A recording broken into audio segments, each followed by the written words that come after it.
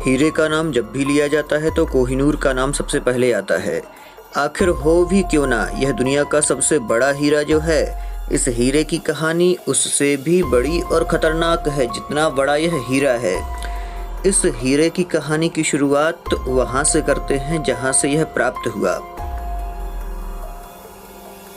वर्तमान आंध्र प्रदेश के गुंटूर जिले में स्थित गोलकुंडा के खदान से यह प्राप्त हुआ। इसी खदान से दरियाई नूर और नूरुन ऐन नामक हीरा भी प्राप्त हुआ था, लेकिन जितनी प्रसिद्धि कोहिनूर को मिली उतनी किसी को नहीं मिली। लेकिन जैसे जैसे समय बीतता गया यह हीरा सापित जाना जाने लगा। कोहिनूर हीरा सबसे पहले किसके पास पहुंचा इसका उल्लेख प्राप्त नहीं होता।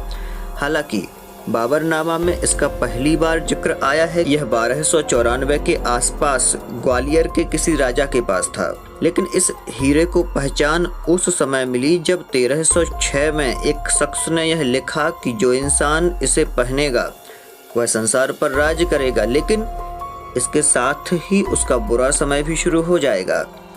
शुरू में इस बात को किसी ने स्वीकार नहीं किया, लेकिन जब एक के बाद एक घटनाएं होने लगी तब सभी ने इस सच को स्वीकारना शुरू किया।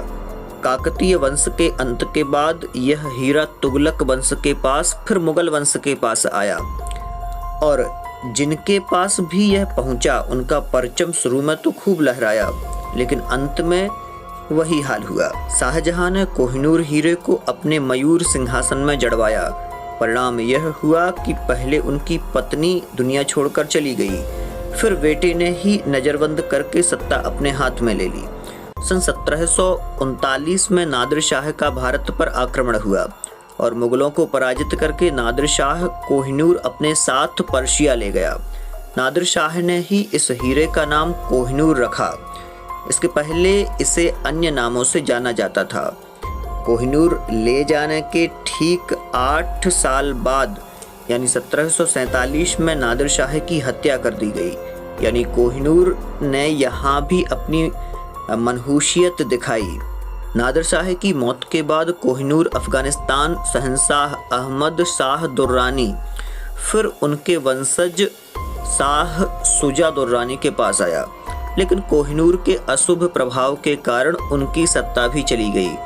वह भागकर पंजाब पहुंचा और कोहिनूर रणजीत सिंह को सौंप दिया। इसके बाद रणजीत सिंह जी की भी मौत हो गई और सिख साम्राज्य पर अधिकार करके अंग्रेजों ने इस हीरे को अपने कब्जे में लिया। आज यह हीरा इंग्लैंड में है, लेकिन इस शापित हीरे के शाप के प्रभाव से बचने के लिए इंग्लैंड की महारानी ने यह वसीयत बनाई कि इसे महिला ही धारण करेगी, लेकिन ऐसा माना जाता है कि इससे भी कोहिनूर का शाप दूर नहीं हुआ और दुनिया भर में फैले अंग्रेजों के साम्राज्य का अंत हो गया। साथ ही इसी प्रकार के इंटरेस्टिंग वीडियोस के लिए आप अपने इस चैनल को लाइक, शेयर और सब्सक्राइब जरूर करें।